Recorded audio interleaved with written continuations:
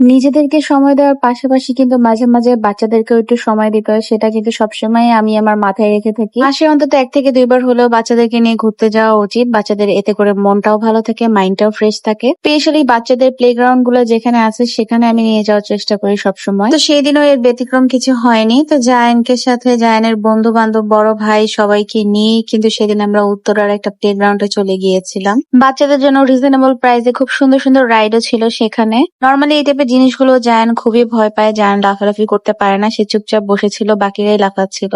এরপর একটু সামনে গেলেই বাচ্চাদের প্লেন পেয়েছিলাম। তো জায়ান ভাবলো যে প্লেনের মধ্যে উঠবে। তো এইজন্য জায়ানকে এখানে ওঠানো হলো।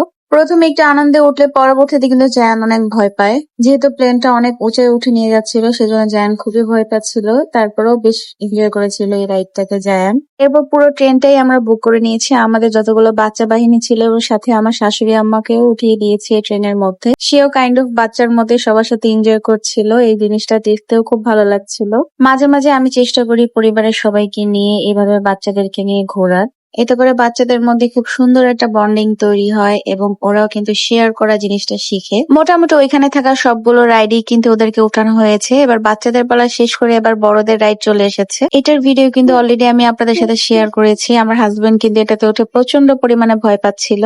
অনেক চিৎকার করছিল। নরমালি ওই টাইপের রাইডে উঠতে একদমই ভয় পায়। অন্যদিকে ওর চিৎকার দেখে জায়ান একদম চুপচাপ করে বসেছিল। জায়ানও কিন্তু এনজয় করছিল। আমার আব্বু উঠেছিল, আমার শাশুড়ি আম্মু, জায়ানের চাচু সবাই মিলে কিন্তু এই রাইডটার মধ্যে উঠেছিল। অবশেষে আমার জামাইয়ের কান্নাকাটির পরে রাইডটা কিন্তু সম্পূর্ণ শেষ হওয়ার আগেই ওনাদেরকে বলে দেওয়া হয়েছে ভাইয়া এটা বন্ধ করে দেন, যার কারণে তারা কিন্তু এটা বন্ধ করে দেয়। আমরা সবগুলো রাইড শেষ করে ডিনার করে বাড়ি ফিরি। আমাদের ডিনারের আইটেম ছিল হাঁসের মাংস, গরুর মাংসের সাথে ছিটারুটি, চাপটি, গরুর বট। খাবারগুলোর ক্লিপটা নেওয়া হয়নি, যার কারণে আমি আর শেয়ার করতে পারলাম না। তবে খাবারগুলোর টেস্ট কিন্তু খুবই ভালো ছিল। সেই সাথে কিন্তু আমরা জুসও খেয়েছি।